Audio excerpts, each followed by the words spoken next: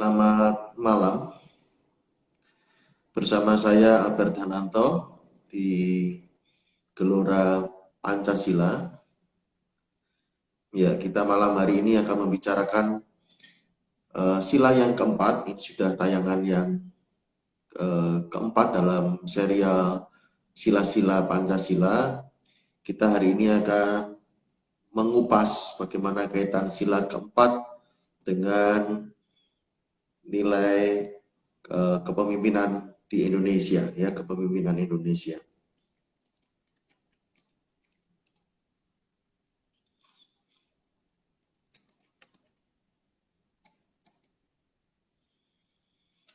Ya, sesaat lagi kita akan menantikan kehadiran Pak Utoro bersama-sama dengan kita malam hari ini.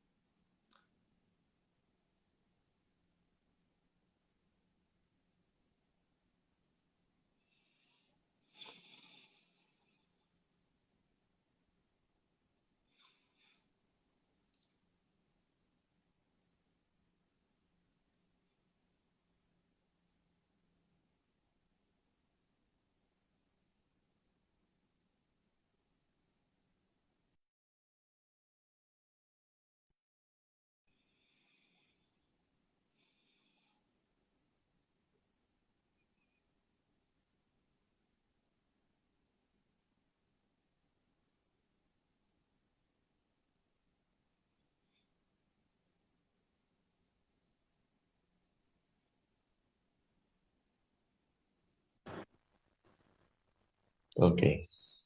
Selamat malam Mas Albert, apa kabar? Iya, baik Pak, malam. Iya,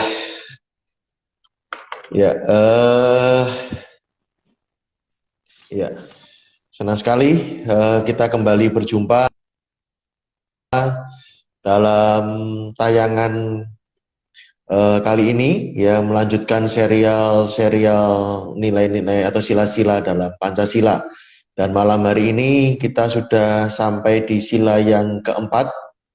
Ya, kita akan mengupas ya apa kaitan sila keempat dengan kepemimpinan Indonesia.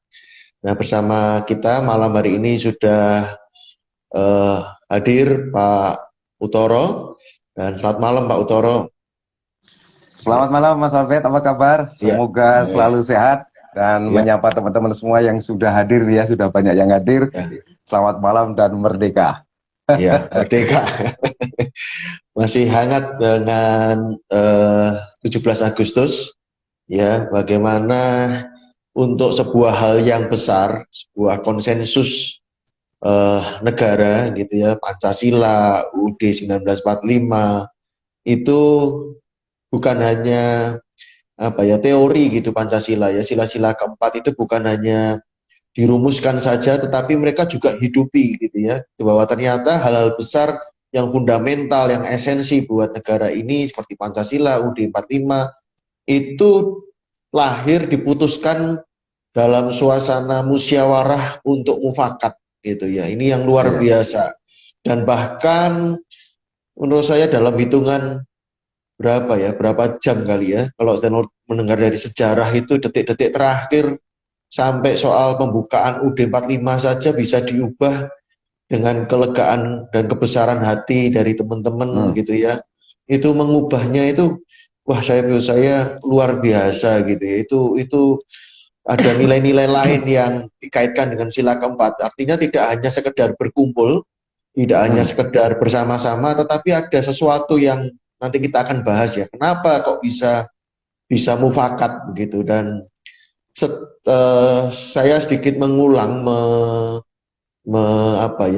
mencoba mengingat kembali dengan cari referensi kenapa kok sila keempat itu dilambangkan dengan kepala banteng gitu. Nah, ini menarik karena ternyata kepala banteng itu katanya binatang yang suka berkumpul, lalu berani gitu. Nah, tapi kan saya masih belum puas nih yang nanti kita akan bahas gitu ya.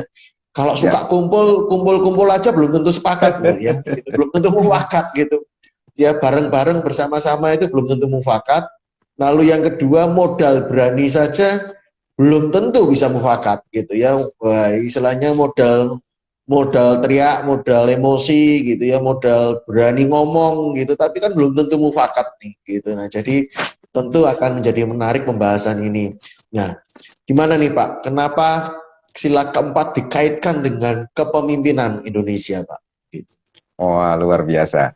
Ya, terima kasih Mas. Dan ini sesuatu yang menarik, para pendiri kita dulu ya, menyebutkan, sekarang Halo? mungkin orang menyebutnya, apakah suara saya bisa didengar Mas Albert? Ya, halo. Bisa didengar? Hmm. Bisa didengar Mas Albert suara Ya, saya? tadi sempat freeze Pak. Ya, gimana? Oh, oke. Sekarang oke ya.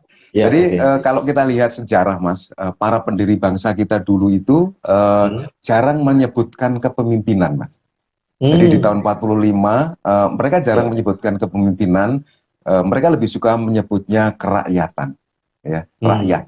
Jadi Pak Karno sendiri dia mengatakan bahwa dia hanyalah penyambung lidah rakyat.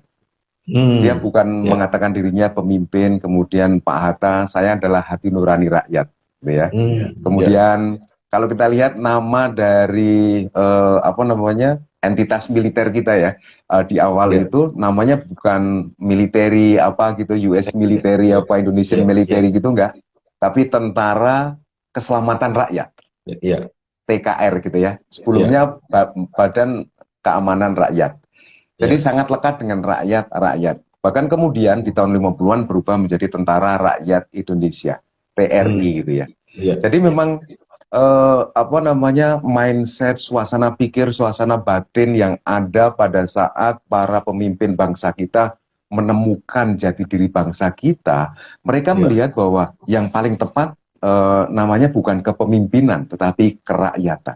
Jadi mereka lebih fokus pada kerakyatan, tapi kerakyatan yang terpimpin, dan dipimpinnya bukan subjektif oleh seseorang gitu ya.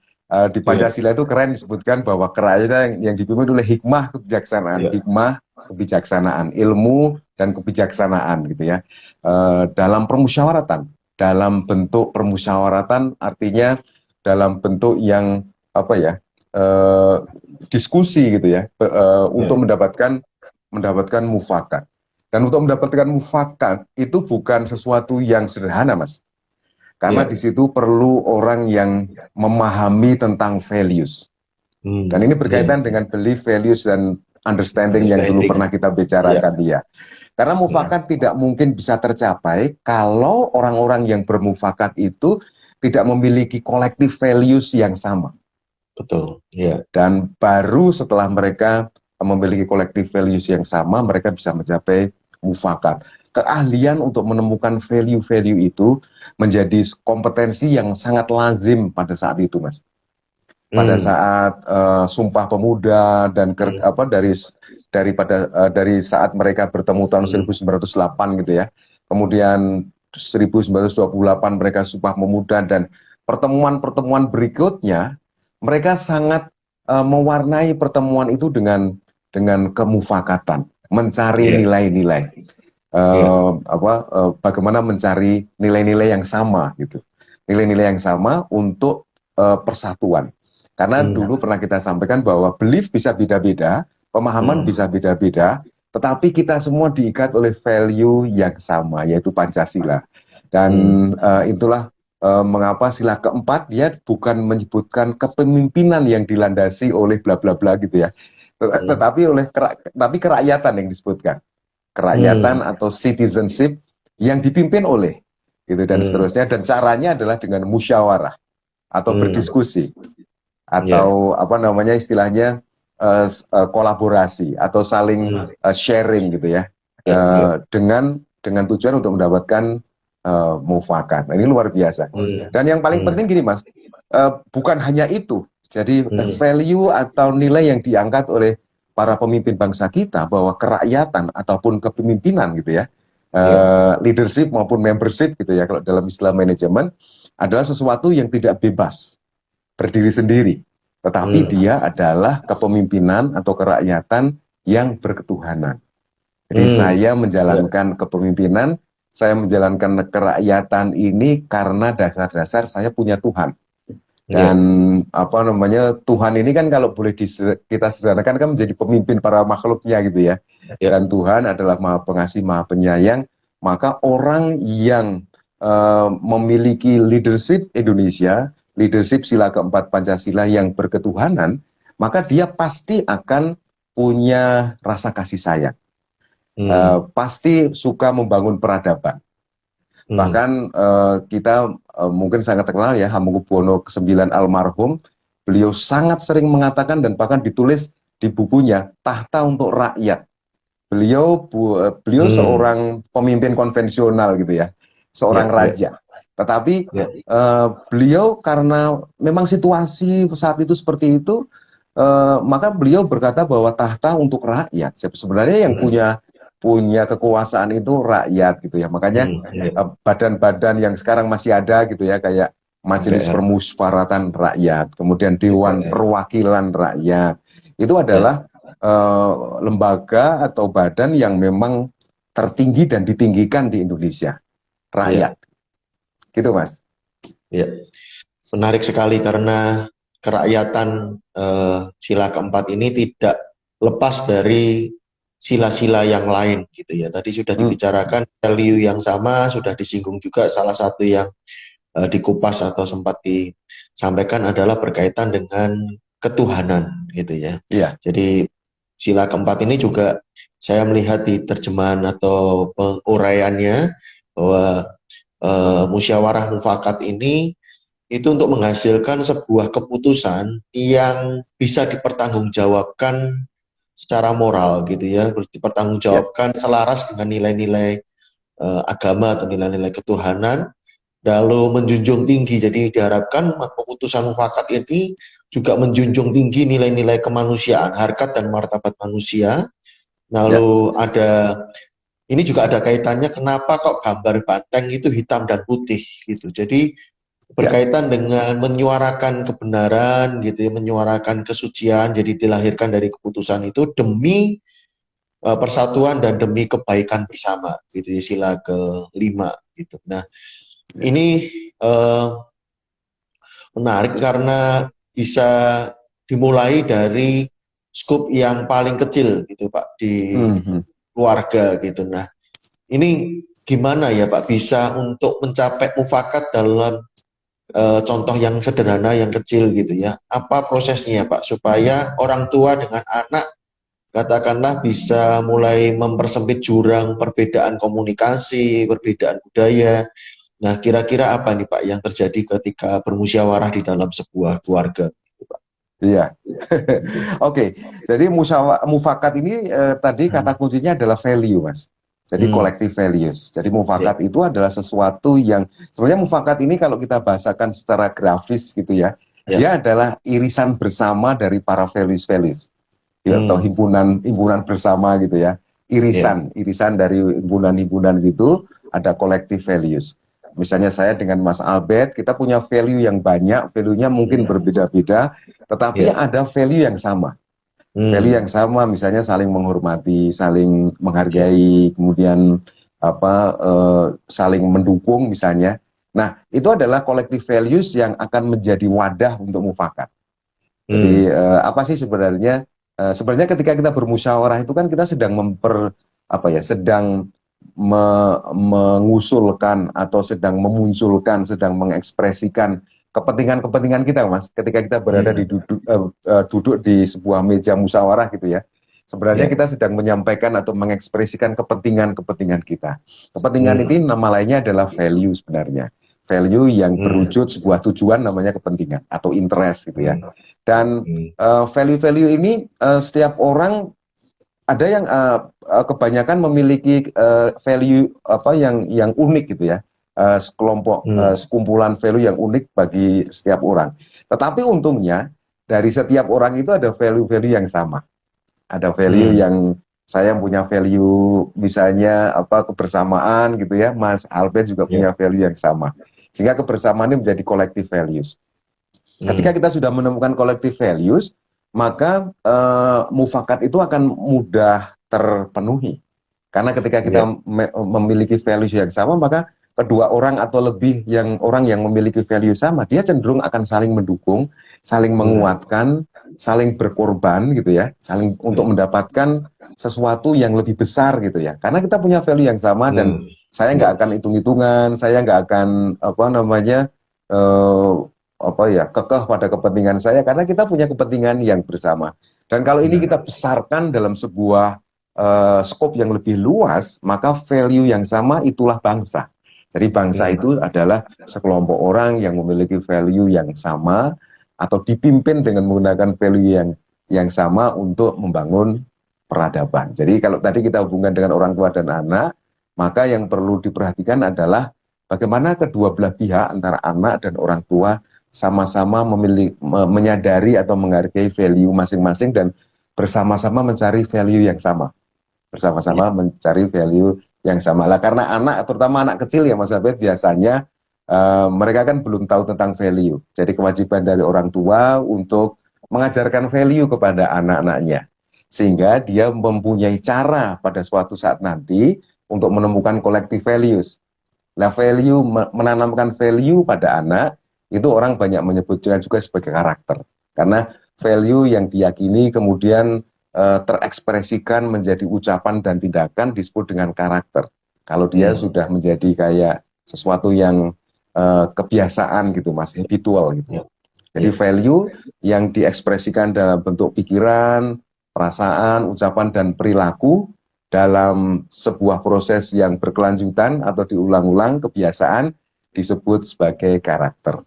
Nah, menanamkan karakter atau membangun karakter atau mendidik anak tentang karakter, ini akan membantu orang tua untuk suatu saat nanti ketika anak-anak ini sudah mulai bisa mengekspresikan value-nya, lebih mudah bagi orang tua untuk mencari collective values, sehingga antara anak dengan orang tua mendapatkan kemufakatan, bahkan mereka menjadi pihak yang sepertinya kayak yin dan yang gitu ya, yang mempunyai kepentingan bersama, gitu Mas. Ya.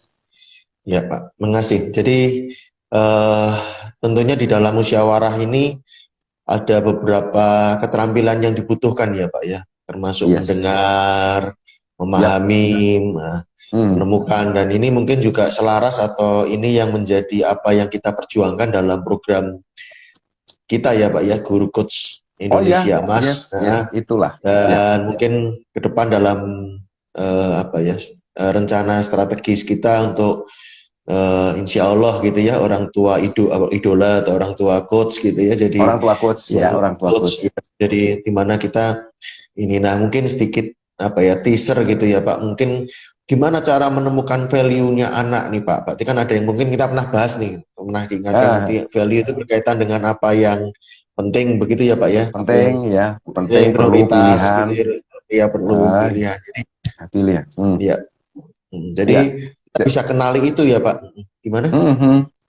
Yes, jadi value itu sederhana 5P itu Mas. Jadi bagaimana kita memunculkan values atau menemukan values, menggali values itu ada 5. Dan ini persis yang dilakukan oleh Bung Karno dan timnya gitu ya, dan teman-temannya ketika mereka menggali yang namanya Pancasila. Jadi Bung Karno ya meskipun mungkin belum sampai ke seluruh Indonesia gitu ya, tapi beliau dari Aceh, Sumatera, Medan dan seterusnya, beliau menanyakan.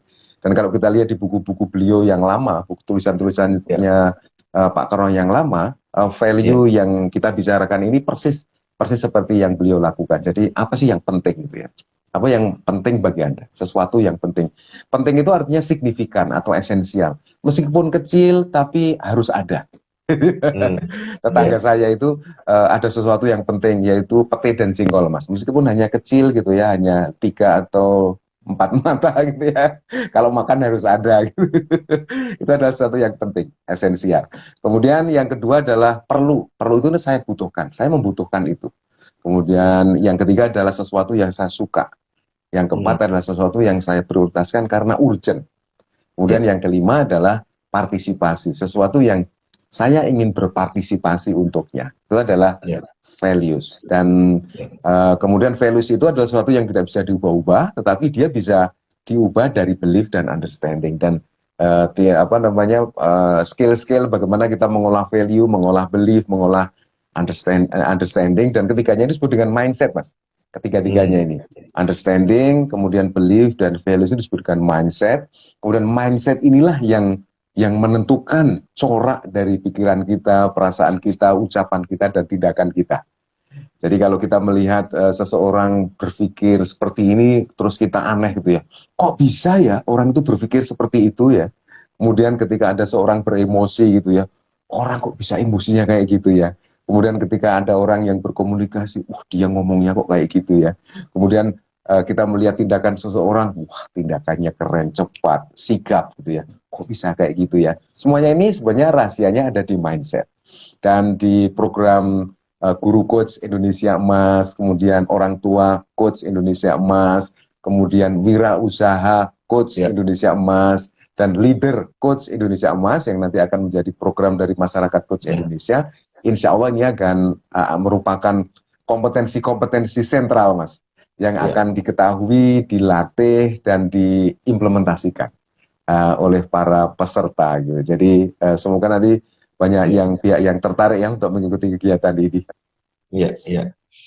Dan menariknya dalam apa yang kita kerjakan itu kan, sekali lagi saya lihatnya bukan hanya sekedar pelatihan kognitif, bukan hanya sekedar pengetahuan knowledge gitu ya, tetapi bagaimana ini istilahnya itu kayak vaksin itu disuntikkan gitu ya, menjadi satu dengan darah dan daging gitu ya, menjadi antibodi di dalam gitu, melekat gitu, artinya membentuk sebuah pribadi yang mendengar, ya punya keterampilan itu menjadi sebuah kebiasaan baru, melekat dengan pribadi gitu. Nah, saya juga lagi kepikir nih Pak, ini saking karena merasa sudah bagian dari rakyat gitu ya, Bung Karno, Bung Hatta, tadi pakai istilah hati nurani rakyat, penyambung lidah rakyat, itu berusaha sedemikian untuk mengurangi sekat-sekat kelihatannya Pak, mengurangi jenjang gitu ya, mengurangi birokrasi gitu, dalam arti ningrat gitu ya, sampai istilah bung itu sendiri menurut saya disengaja kali ya Pak ya.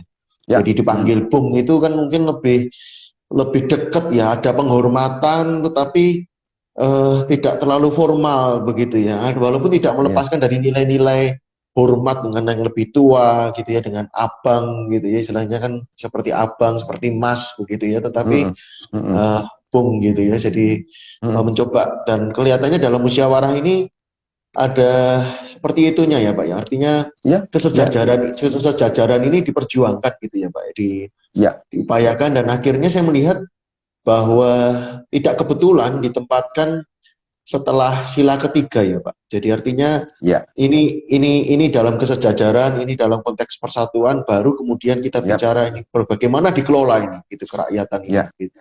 Yes. Betul sekali Mas Albert, karena memang kalau belum ada orang yang berkumpul gitu ya, belum ada orang yang bersatu membentuk sebuah badan, membentuk sebuah lembaga, membentuk sebuah komunitas, kerakyatan atau kepemimpinan ini kan nggak relevan Mas. Baru setelah mereka berkumpul, para rakyat ini berkumpul karena memiliki value yang sama, memiliki mungkin tujuan yang sama, memiliki makna yang sama, dan mereka sudah berada di bawah pohon beringin gitu ya. Nah, pada saat itu tinggal mereka memiliki konsep atau sebuah panduan gitu ya tentang kerakyatan dan kepemimpinan gitu. Jadi mereka sudah mulai memerlukan pemimpin. Tapi pemimpin yang bukan untuk subjektif untuk kepentingan para pemimpin itu. Jadi kembali ke kepentingan rakyat. Makanya Bung Karno tidak pernah berjauh-jauhan dari rakyat.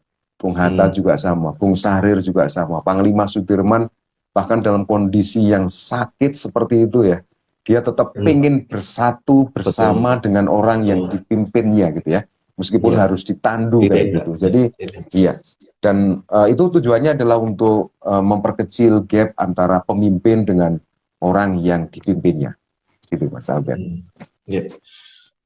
Pak, kalau dalam kaitan komunikasi ini juga bisa ada rumusannya ya Pak, bagaimana ternyata kita seringkali mengambil jarak ya Pak dalam komunikasi, sehingga kesalahpahaman bisa terjadi ya. Artinya Hmm. kemudian kita perlu melihat dari sisi orang lain, atau ternyata pola pikir kita ini ada sesuatu yang membuat kita nggak bisa masuk nih Pak, antara orang lain ke kita Hmm. atau kita ke orang lain. Ini komunikasinya sering sering seperti malam hari ini nih, sinyalnya putus nyambung gitu ya. Jadi eh, dalam kaitan apa ya, dan kan konon kabarnya kalau dari sisi psikologi juga sama nih, orang tua yang berdiri gitu ya dengan anak kecil yang eh, berdirinya anak kecil kan beda gitu ya, ketinggiannya berbeda gitu. Tetapi ketika si orang tua kemudian mencoba untuk berjongkok gitu ya, mata dengan mata, itu lebih membangun kesamaan gitu ya. Bahwa Ya, kesamaan ini mempermudah gitu Pak. Ada kaitannya untuk dalam arti apa ya? Eh, Ketika kita bisa membangun rapo tadi ya, kesamaan itu, kenyamanan, ya, membuat kita ya. lebih mudah untuk mufakat. Gimana nih Pak? Yes, betul. Intinya value, Mas, sebenarnya. Intinya value. Hmm. Karena value ini kan dia bisa menjadi, value bisa membuat kita semangat, Mas. Bisa Hmm. membuat kita bergairah, membuat kita Ya, bahagia, membuat ya. kita senang ceria. Tapi value juga bisa membuat kita marah. Hmm. Value lah yang membuat kita kecewa. Value lah Hmm. yang membuat kita berontak, frustasi. Semuanya berasal dari value. Nah, kebanyakan dari yang saya amati, Mas, bisa benar, Hmm. bisa salah ya observasi saya, para pemimpin yang menjaga jarak dengan orang yang dipimpinnya karena mereka belum mengetahui kompetensi tentang value. Jadi Hmm. mereka hanya melihat apinya, bahwa value itu bisa menimbulkan keberanian, kemudian menimbulkan ketegasan, Hmm. menimbulkan apa istilahnya mungkin pemberontakan gitu ya. Ya. Eh, tetapi sebenarnya value itu tidak hanya menghasilkan itu, tetapi juga bisa menghasilkan kolaborasi, bisa menghasilkan mufakat tadi, bisa menghasilkan kerjasama dan sebagainya. Kalau Hmm. kita tahu caranya, ibaratnya Hmm. obor, Mas. Obor. Kalau kita tahu bagaimana memegangnya, api gitu ya. Kalau kita tahu memegangnya di pangkalnya, maka kita bisa mengendalikan obor itu dengan Hmm. positif gitu ya. Kita pakai Hmm. untuk menerangi, kita pakai untuk menyalakan apa namanya dapur, kita pakai untuk menghangatkan badan misalnya, seperti itu.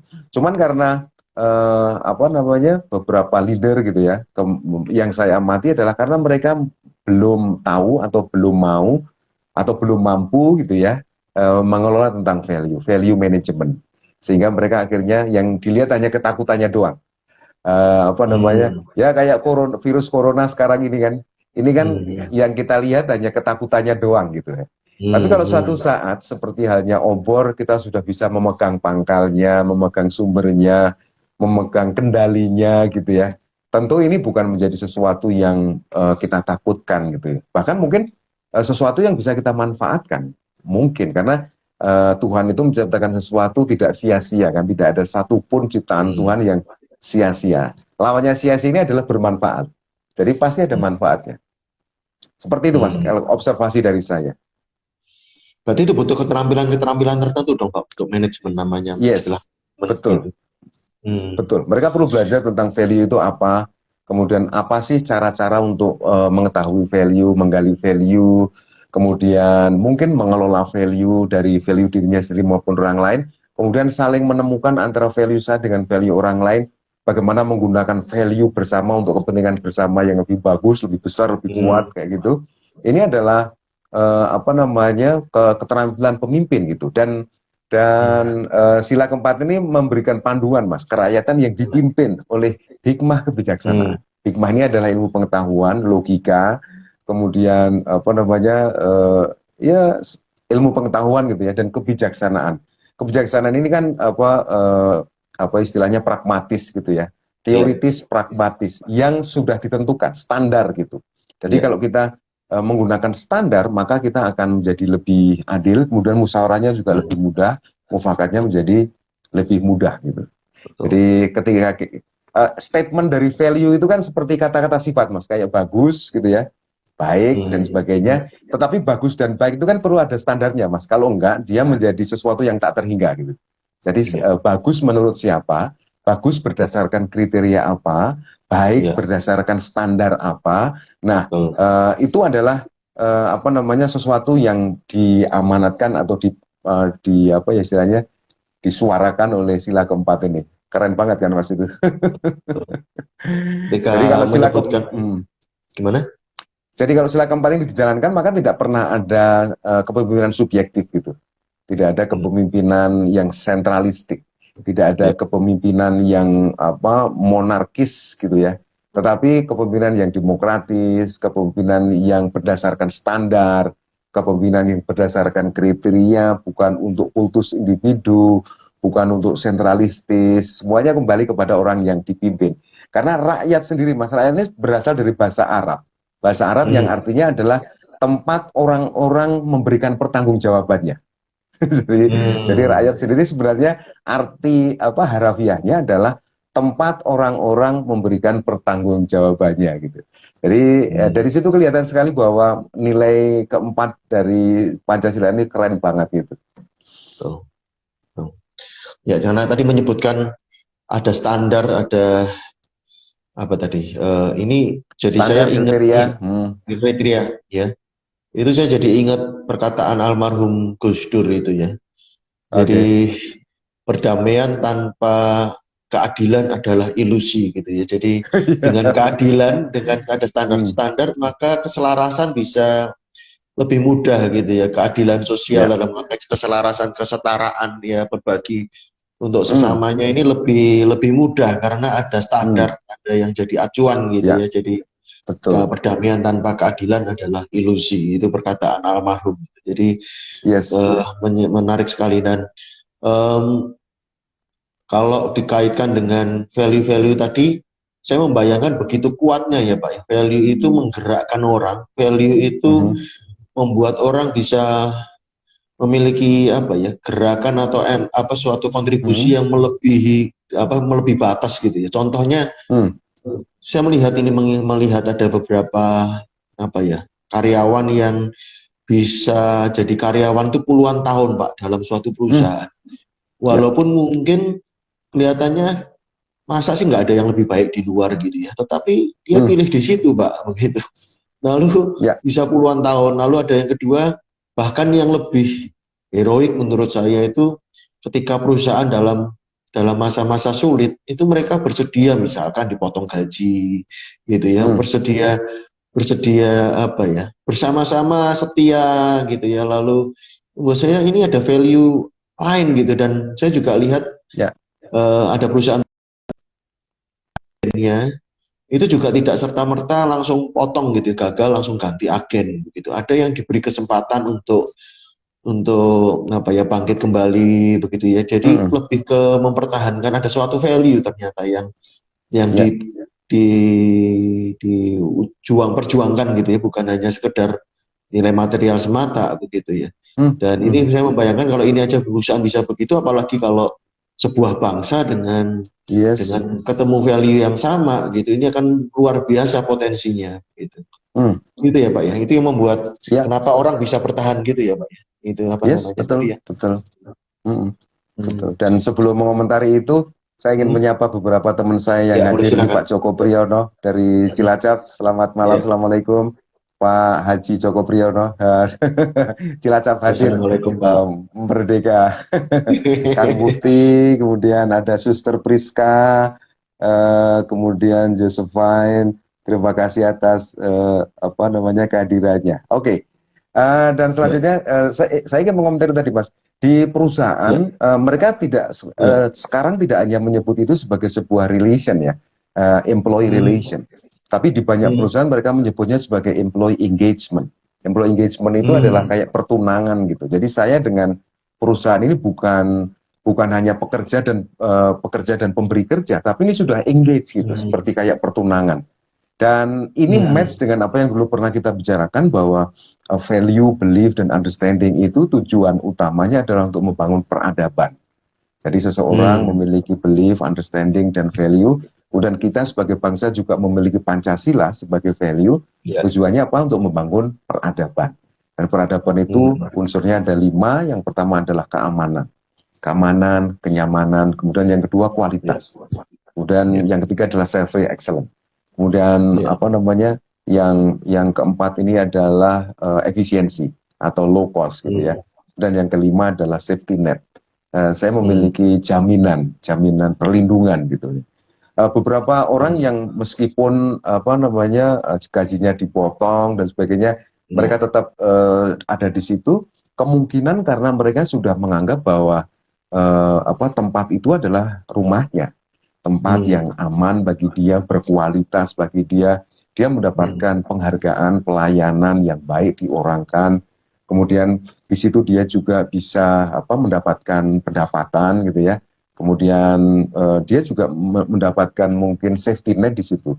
Ada jaminan kesehatan, ada jaminan hari tua dan sebagainya. Jadi peradaban itulah yang dicari oleh orang. Dulu banyak orang pindah dari satu tempat ke tempat yang lain. Ada dua tujuan, untuk mencari peradaban yang lebih baik atau membangun peradaban yang baik. Dan itu adalah perspektif dari sisi peradaban ya Mas. Kenapa seseorang dia bisa engage gitu. Dan demikian juga kita di Indonesia ini.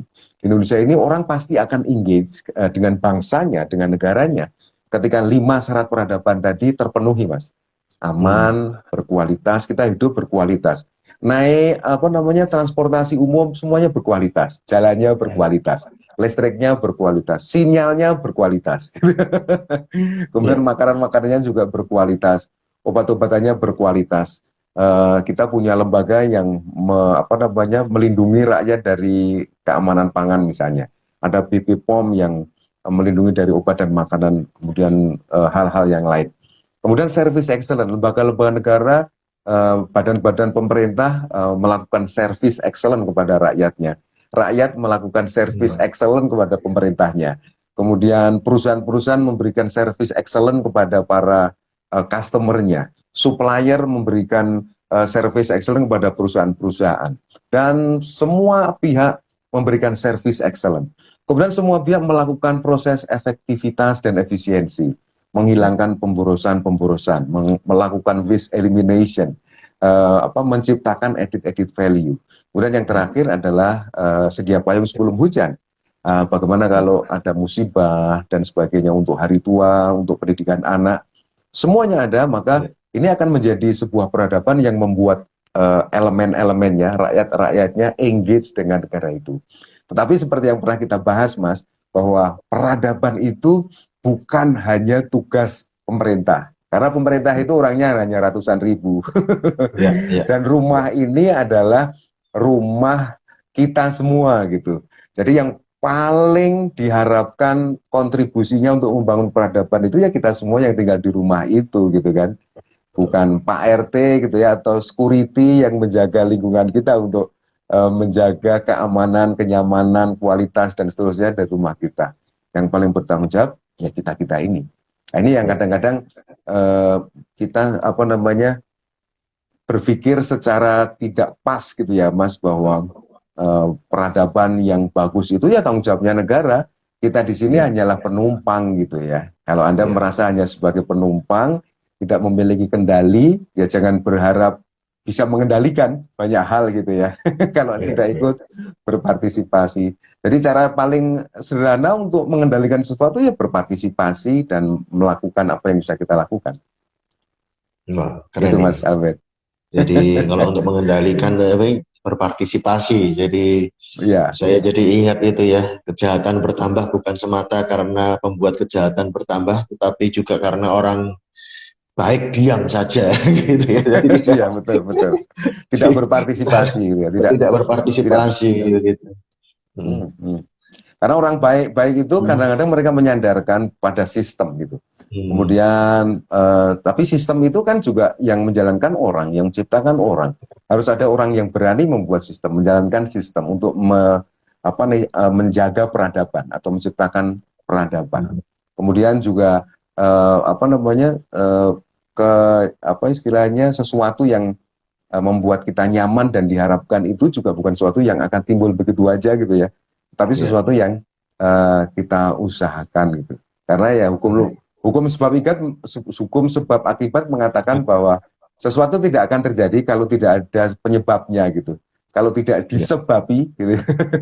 Kalau tidak disebabi maka tidak ada akibatnya gitu ya. Jadi kita harus melakukan sesuatu, terutama orang-orang baik ya. Karena biasanya yang punya concern untuk membangun peradaban hanya orang-orang baik gitu. Nah, orang-orang yang tidak baik itu mereka tujuannya adalah meruntuhkan peradaban. Meruntuhkan peradaban. Karena peradaban ini adalah tempat yang steril buat orang-orang yang tidak baik kan, Mas. Jadi orang-orang yang tidak baik dia tidak punya kepentingan, bahkan dia merasa terancam oleh peradaban. Dan apa namanya, zaman dulu ya, kalau kita dengar cerita-cerita di zaman Majapahit, zaman dulu orang-orang jahat itu mereka tersingkir dengan sendirinya dari kota, Mas. Kemudian mereka membangun peradaban-peradaban kecil gitu ya di sebuah desa atau apa. Makanya mungkin dulu sekali kita pernah dengar ada sebuah desa yang isinya, mohon maaf, para pencuri semua gitu. Sebuah desa yang isinya perampok semua gitu ya. Karena apa? Karena mereka tersingkir, Mas, tersingkir dari kota, karena kotanya sudah sangat beradab dan peradaban itu steril terhadap orang-orang yang tidak baik. Tapi kalau sekarang ini misalnya di peradaban kita, di kota kita masih tercampur gitu ya. Ada pencopet, ada pencuri, ada koruptor, ada penganiaya, ada penista, ada yang suka memaksa-maksa dengan kekerasan atas nama apapun gitu ya. Itu artinya apa? Peradaban belum selesai. Ini peradaban belum jadi gitu ya. Jadi kita perlu banyak berjuang, perlu banyak bekerja keras. Kemudian yang pertama adalah memohon kepada Tuhan Yang Maha Kuasa. Kemudian yang kedua, kita saling menghargai dulu antar manusia, bahwa kita sesama manusia. Kemudian setelah kita selesai dengan saling menghargai semua manusia, kita berada di perspektif kemanusiaan. Kemudian kita bisa bersatu, Mas. Dan setelah bersatu, maka perlu pemimpin yang menggerakkan kita untuk berbuat banyak untuk membangun peradaban, dan ujung-ujungnya semoga keadilan sosial bagi seluruh rakyat di peradaban itu. Gitu kira-kira. Dan ini Pancasila banget, alur berpikir ini. Betul, betul. Ya, silakan Bapak Ibu yang masih bersama-sama dengan kami, jika ada yang ingin bertanya atau menanggapi, ini selamat datang pada ini teman-teman saya pada datang. Alhamdulillah ada Ustadz Sodikin. Selamat malam, assalamualaikum Pak Ustadz. Malam. Ada Mbak Nati, ini teman saya juga, sahabat saya. Alhamdulillah pada mampir. Semoga sehat selalu semuanya. Assalamualaikum. Waalaikumsalam. Ya, jadi tadi menarik Pak, ada dua hal ya. Jadi mungkin untuk membangun peradaban tadi tidak perlu gimana-gimana dengan istilahnya tadi membuat, atau istilahnya yang masih mencoba meruntuhkan tadi, atau yang jahat gitu ya, yang tidak baik gitu. Tetapi bagaimana kita membesarkan ini, ibaratnya itu gelap dengan terang gitu ya Pak. Jadi gelap itu otomatis tersingkir kalau powernya terang ini makin kuat gitu ya. Jadi ketika ada cahaya, ada terang ini, maka makin banyak cahayanya, makin besar cahayanya, maka otomatis kegelapan. Jadi fokusnya kita bagaimana sekarang berbuat baik gitu ya. Lalu yang kedua, bicara tadi soal pemimpin berkaitan dengan menggerakkan, bahwa pemimpin bukan hanya ada di struktural, berkaitan dengan tadi bahwa tanggung jawab peradaban bukan hanya di struktur-struktur pemerintahan, tetapi kita, jadi termasuk yang buat kita penting gitu, yang masyarakat Coach Indonesia itu adalah orang tua dan guru. Ini juga jadi pembahasan kita bulan lalu. Jadi Pancasila ini jadi relevan dan sangat dibutuhkan gitu ya, bagaimana kita punya keterampilan gitu ya, soal value, komunikasi, musyawarah ini termasuk harus dipunyai guru gitu ya Pak, dalam arti menggerakkan siswa ini, membangun sebuah peradaban. Bagaimana murid harus punya kualitas gitu ya, nyaman, lalu juga bisa sedia payung tadi ya, punya perencanaan, lalu ini jadi hal yang hal yang dibutuhkan guru-guru ya, jadi untuk menerapkan Pancasila ini di sekolah, gitu, di kelas gitu ya, sebagai seorang pemimpin yang menggerakkan gitu.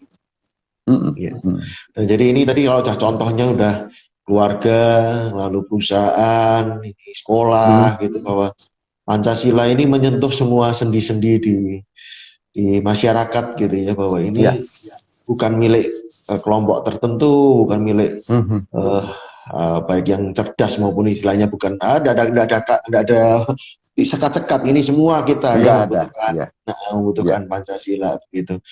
Dan ada nggak Pak lihat yang istimewa lain Pak dari ini kepemimpinan Indonesia dengan kaitan Pancasila nih Pak, dibandingkan model-model kan Bapak mungkin udah punya pengalaman bertahun-tahun gitu di perusahaan dengan segala macam Ya, model kepemimpinan, direksi begitu.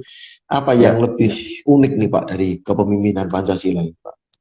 ya. Kepemimpinan Pancasila ini yang paling unik adalah orientasi kerakyatannya, Mas. Hmm, Orientasi kerakyatan. Dan biasanya iya. negara yang berorientasi pada rakyat dia akan menjadi negara yang makmur. Hmm, Tetapi negara yang berorientasi kepada pemimpinnya menjadi negara yang apa ya, mohon maaf, berantakan gitu ya. Jarak antara hmm, pemimpin dengan rakyat makin jauh dan sebagainya. Dan ini juga hmm, terjadi di perusahaan, Mas. Perusahaan hmm, yang memiliki kedekatan sangat dekat dengan rakyatnya, dengan serikat buruhnya, dengan serikat pekerjanya gitu ya, akan biasanya hmm, akan menjadi perusahaan yang beradab gitu ya, hmm, perusahaan yang tumbuh, yang kuat kayak gitu, dan lancar gitu ya. Lancar pekerjaannya, lancar produksinya, lancar hasilnya, lancar kesejahteraannya dan sebagainya. Jadi hal yang menarik dari Pancasila adalah orientasi pada kerakyatan. Sementara hmm, beberapa negara Barat mereka lebih lebih berorientasi pada pemimpinnya, lebih berorientasi pada government gitu ya. hmm, Uh, Cuman memang di akhir-akhir apa namanya, puluhan puluhan tahun terakhir ini ya, dari tahun 70-an sampai sekarang ini memang ada sedikit pergeseran ya, dari kerakyatan menjadi kepemimpinan gitu ya. Jadi seolah-olah pemerintah ini adalah yang perlu kita fokusi gitu. Rakyat harus mendukung pemerintah, rakyat harus membela hmm, pemerintah dan sebagainya di tahun 70-an itu. Berbeda hmm, situasinya dengan zaman sebelumnya, di mana hmm. pemerintah melihat rakyat, ayo ke bawah gitu ya, turba Hmm. atau turun ke Coba. bawah, itu adalah istilah yang sangat populer di zaman sebelum tahun 70-an. Dan Iya. apa namanya, kita sering mendengar bahwa menteri hidupnya sederhana, kemudian pejabat-pejabat hidupnya sederhana, bahkan Pak Sutami itu kalau kita dengar itu Iya, ceritanya miris banget ya. Dia sampai oh, ya. pensiunnya ngontrak dia gitu kan. Dan ya Allah gitu ya. Bung Hatta Karena mau beli memang sepatu aja nggak bisa. nggak bisa gitu Iya, zaman segitu, karena semua orang sepakat gitu Mas waktu itu bahwa pemimpin itu nggak begitu penting, yang penting rakyat gitu. iya. Dan itu menjadi kayak apa, pendapat bersama, opini bersama. Lah mulai tahun 70 ke atas ini ada sesuatu yang berbeda.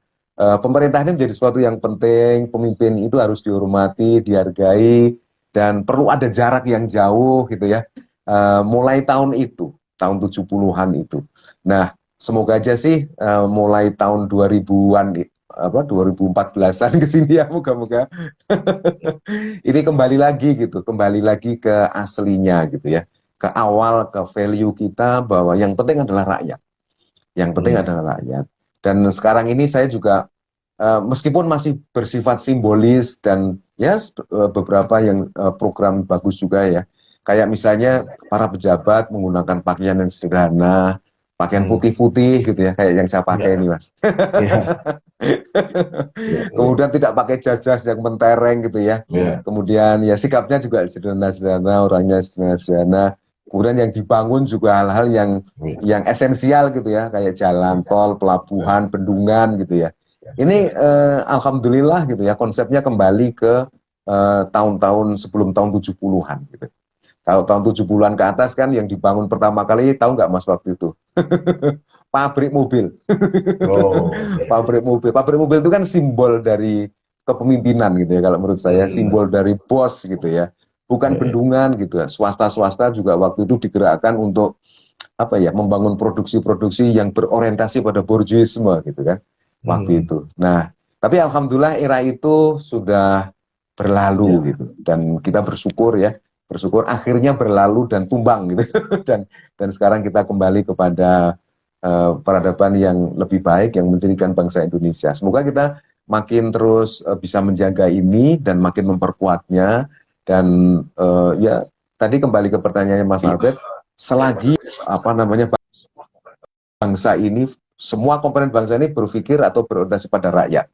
Perusahaan iya. juga sama Mas, perusahaan berpikir karyawannya, bukan keuntungan gitu ya. Memang ini sesuatu yang debatable.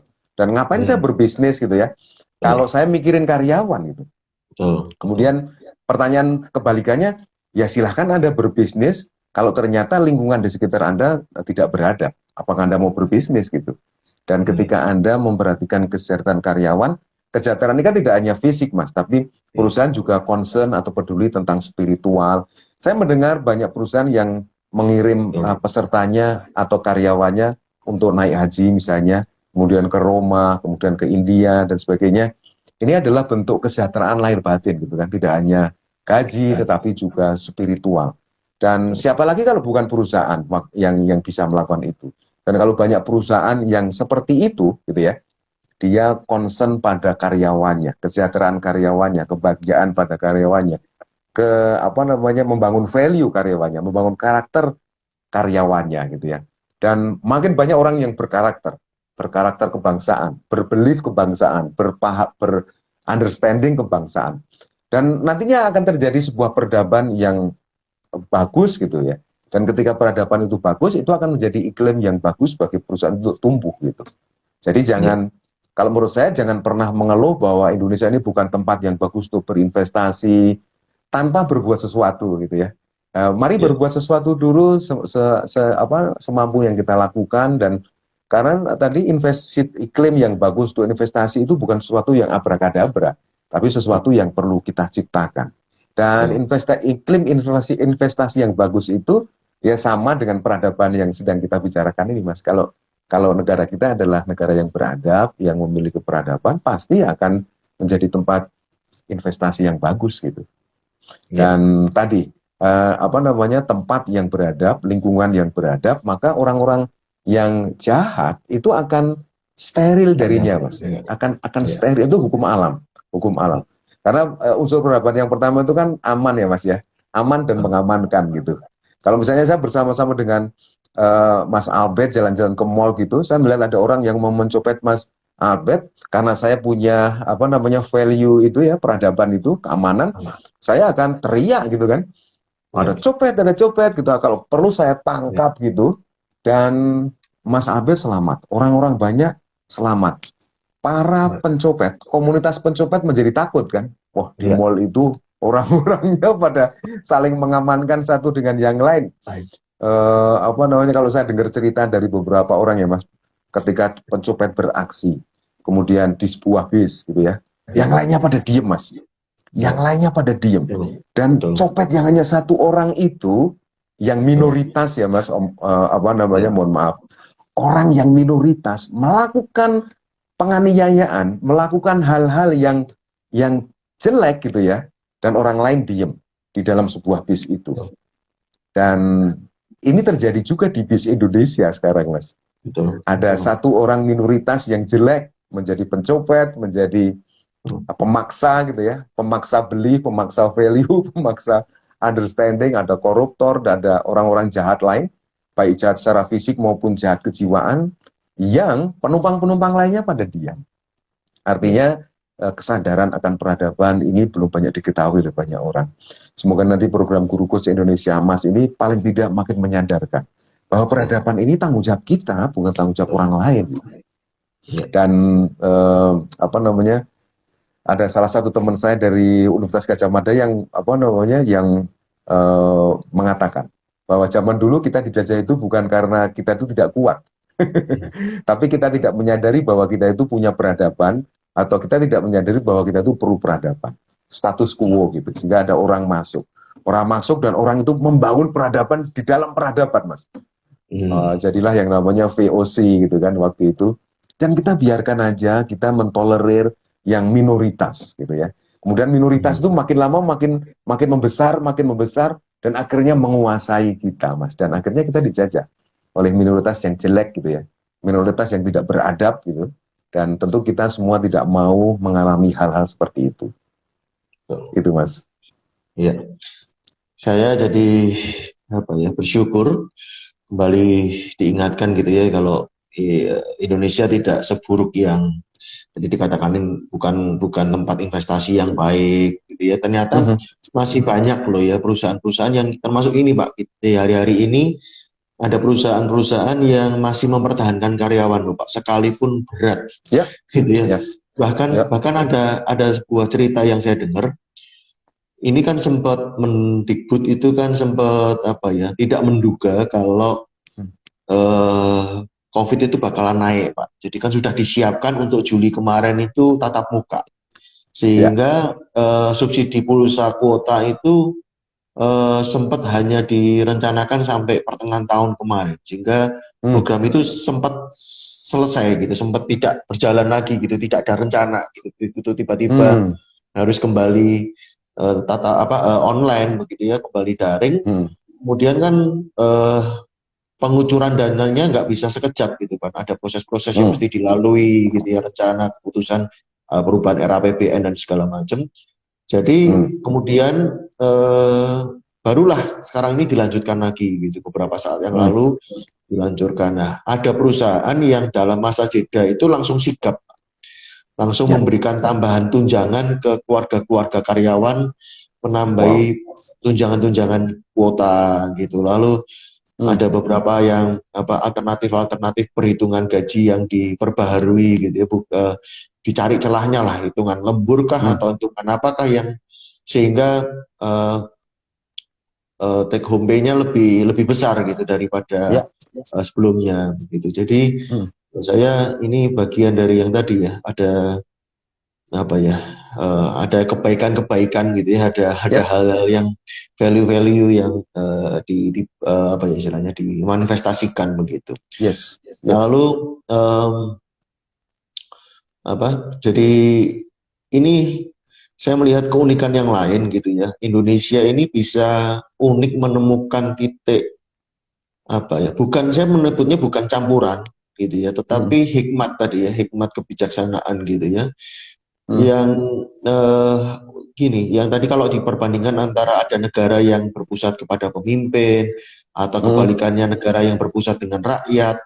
Nah, Hmm. ini Indonesia bisa ibarat mixer gitu ya, jadi bukan soal blended juice gitu ya, bukan ya, tetapi lebih ke kalau jus itu kan Ya. jadi hilang gitu ya. Kalau jus kan Ya. hilang hilang warnanya jadi suatu bentuk yang baru. Tapi kalau ini bukan gitu. Ya. Tetapi unsur lima sila ini ya berdiri apa ya? Ada warnanya gitu ya. Tapi Ya. nggak blended gitu ya. Jadi Yep. contohnya ketika ada negara lain yang mengutamakan rakyatnya gitu, ibaratnya individunya begitu ya. Kadang Hmm. muncullah kemudian kapitalis. Lalu ada negara yang utama muncullah komunis gitu ya. Lalu Hmm. Tuhanlah yang utama muncullah negara agama. Hmm. Lalu ini membuat mereka ya dengan segala konsekuensinya. Tetapi Indonesia lima sila ini ada semua ini Pak. Gitu, Ada ketuhanannya semua. ada, Iya. Iya, keadilannya betul. ada gitu ya. Iya. Negara juga punya peran gitu ya, istilahnya Yep. juga ada di dalam ini. Jadi buat saya menarik gitu ya, demokrasi atau kepemimpinan Pancasila ini. Jadi Pancasila Yes. ini Iya. bukan blended gitu ya, bukan campur aduk gitu atau jadi Hmm. hilang gitu, tapi Sistemik. masing-masing ya sih ini bisa, dan Sistemik. urutannya sangat-sangat sangat logis gitu ya, Ya. sangat, dan jadi ibarat bikin kue itu nggak bisa ditukar-tukar nih gitu ya, ada urutannya. Bikin kue yang Benar-benar. nggak bisa dibalik kan, harus ini dulu dibikin, diaduk dulu, mengembang dulu, baru ditambahkan gitu ya. Bukan yang ini kan menarik gitu, campuran campuran bikin kuenya ini menarik gitu ya. Nggak bisa topping untuk jadi bahan pokok kan, nggak bisa gitu kan, mesti Iya, ada bahan iya. pokoknya dulu baru ditopping Benar, gitu. benar, benar, benar, benar. Menarik gitu ya. Hmm, hmm, hmm. Gitu Pak. Nah, Ya, dan hmm, yang apa namanya, yang mungkin belum ada di dunia ini adalah bahwa hmm, kita fokus pada kerakyatan gitu ya. hmm, Tetapi bukan sosialisme hmm, gitu kan. Kita bukan negara sosialis, bukan komunis juga. Karena iya, iya. kerakyatan yang dipimpin gitu ya. Jadi Hmm, rakyatnya hmm, dipimpin, bukan rakyat yang berkuasa gitu ya. Bukan hmm, rakyat hmm, menguasai gitu ya. Beda sama mungkin iya, negara-negara kayak negara-negara komunis dan sosialis. Mereka fokus pada iya, rakyat, rakyatlah yang memimpin gitu ya. Tetapi ini hmm, adalah kerakyatan yang dipimpin, kata kerja pasif gitu. hmm, Kerakyatan yang dipimpin dengan standar tidak absolut, artinya dengan standar hikmah dan kebijaksanaan, bukan berdasarkan absolutisme, tetapi hmm, berdasarkan standar gitu. Ada hmm, standarnya. Dan iya, dan saya sempat melihat beberapa konstitusi di beberapa negara ya Mas ya. iya, Apa namanya? Statement seperti ini saya belum menemukan hmm, kerakyatan yang hmm, dipimpin oleh sebuah standar. kerakyatan yang dipimpin oleh non absolutisme. Itu apa namanya, saya belum pernah menemukannya. Dan apalagi gitu ya, lebih teknis lagi Mas, dalam permusyawaratan gitu ya, lebih betul, keren lagi nih kan, diatur sudah menggunakan standar gitu ya. standar, Sebenarnya kalau sudah ada standar kan orang bisa apa fleksibel, namanya, otoritarianisme kan, atau ya, bisa otoritarian gitu, otoriter gitu kan, karena sudah ada standarnya. Ini ada peraturannya ini. Kalau buka apa warung selama PPKM didenda ya, misalnya, ya. ada peraturannya gitu, ada standarnya. Tapi standarnya bukan hanya standar hikmah dan kebijaksanaan, kemudian permusyawaratan, berdasarkan permusyawaratan. Jadi standar itu bukan hanya dibuat oleh pemerintah, tapi dibuat bersama oleh pemerintah dan wakil pemerintah untuk mendapatkan kemufakatan gitu. Dan ini apa namanya, luar biasa, dan kalimatnya adalah kerakyatan gitu ya. Kerakyatan ini kan sebuah nominalisasi dari rakyat, sesuatu yang dinamis gitu. Artinya apa? Bahwa karena kebutuhan rakyat dinamis, rakyat ini juga dinamis secara apa? Secara alamiah gitu ya. Maka sila keempat itu menjadi dinamis, Mas. Menjadi dinamis. Jadi kalau saya menafsirkan ya, Mas, sila ke-1 itu tidak dinamis karena sudah jelas gitu. Kemudian sila kedua itu sudah jelas. Kemudian sila ketiga itu sudah jelas. Sila keempat ini dinamis, sangat dinamis gitu kan. Karena peraturan yang dibuat di tahun 1945 mungkin sudah nggak relevan dengan peraturan yang perlu dipakai untuk memimpin rakyat di tahun ini. Berarti kan dinamis, Mas. Undang-undang silih berganti, bukan karena pemimpinnya berganti, tapi karena rakyatnya berganti. Sehingga lambangnya banteng. Jadi di tahun pergerakan Asia Afrika ya, ikon banteng itu adalah ikon rakyat memang. Rakyat yang dinamis gitu. Yang perlu dicari value-nya. Karena kalau enggak, value itu bisa berubah menjadi tanduk gitu. Menyerang gitu. Rakyat bisa berontak dan tidak bisa terkendali. Tapi ketika kita sudah tahu value-nya, mereka berkumpul. Dan kalau kita lihat para banteng yang minum di sebuah telaga, mereka meminumnya dengan baris yang teratur, Mas. Teratur, mengelilingi, tidak mengganggu satu dengan yang lain gitu ya. Beda sama kucing ya. Kucing itu kalau dikasih makan, satu kucing udah dikasih tempat sendiri, kucing lain dikasih makanan yang lain, mereka masih saling ini apa namanya, saling berebut gitu ya, saling berebut. Beda dengan banteng. Banteng itu value-nya besar, kekuatannya besar, kita perlu hati-hati, tanduknya besar, matanya garang gitu ya. Mereka mengawasi para pemimpin yang tidak memimpin mereka dengan standar yang benar gitu. Jadi namanya menambahi tadi, yang banteng itu adalah rakyat yang memelototi pemimpinnya dengan tanduknya gitu ya. Karena apa ya, itu sebenarnya sebuah filosofi, Mas, bahwa para pemimpin itu harus takut sama rakyat gitu. Jadi saya bayangin ya, para koruptor itu kalau dia takut sama rakyat, mereka membayangkan rakyat seperti banteng yang matanya merah melotot dengan tanduk itu, mereka mungkin nggak jadi korupsi itu. Tapi karena entah mereka nggak memahami Pancasila, atau mereka ini orang yang tidak pernah diajarin oleh partainya tentang hal itu gitu ya, atau mereka ya mungkin kesalahan kita juga, Mas. Kalau guru coach Indonesia Emas itu terjadi pada tahun 70-an. Mungkin situasi akan berbeda, tapi ya alhamdulillah daripada ini tidak sama sekali ya, Mas. Kita memulai gitu ya. Tapi gimana sih Pak ya, apa namanya, jangankan yang koruptor tadi takut sama rakyat Pak, sebelum sampai sila keempat aja sudah sampai sila 1 gagal Pak, tidak takut Tuhan Pak. Jadi Tuhan aja udah dilawan ya Pak. Iya, kalau Tuhan kan jauh, Mas. Tuhan kan apa ya, kelihatannya hanya kayak bintang kan, Mas, jauh di atas gitu ya. Tapi kalau banteng itu kan sudah di depan mata, Mas, gitu ya, melotot gitu ya, melotot. Kalian makan jatahku gitu. Dan mereka ini santai-santai saja, apa namanya. Oke, jadi menarik pembicaraan kita, terasa 1 jam, dan saya akan sebelum Pak Uttoro menyampaikan closing statement, saya akan menutup dengan statementnya Pak Uttoro tadi yang terakhir. Gitu. Waktu yang terbaik untuk menyiapkan pemimpin hari ini itu mungkin 30-40 tahun yang lalu. Tapi waktu yang terbaik untuk menyiapkan pemimpin masa depan adalah hari ini, gitu ya. Ya. Jadi waktu yang terbaik kedua, gitu ya, untuk menyiapkan pemimpin masa depan adalah hari ini, gitu. Jadi kita mulai, ya tadi kalau bahasanya ringannya daripada tidak, gitu ya. Kita mulai hari ini karena tidak ada waktu yang tepat selain hari ini untuk memulai yang baik, gitu ya. Jadi kita persiapkan dengan mulai program-program guru coach, gitu ya, dan doakan gitu segera kita akan munculkan beberapa program lainnya seperti orang tua coach, terus leaders coach, gitu ya. Jadi itu mungkin jadi ajakan dan sekaligus informasi buat para pemirsa, teman-teman. Ada closing statement, Pak?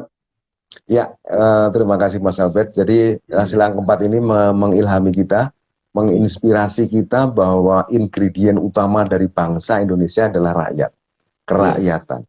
Dan kerakyatan inilah yang menjadi sentral dari bangsa ini. Kalau roti sentralnya adalah tepung, gitu ya Mas. Kemudian kalau apa namanya oksigen itu, udara itu sentralnya adalah oksigen. Maka sentralnya dari bangsa dan negara ini adalah kita sebagai rakyat.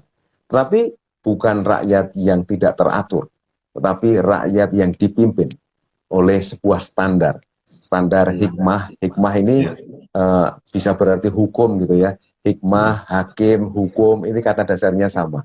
Berdasarkan sebuah standar yang juga digabung dengan kebijaksanaan. Tidak hanya saklek pada standar itu, dan baik dalam pelaksanaan peraturannya, hukumnya maupun pembuatannya berdasarkan musyawarah dan untuk mufakat.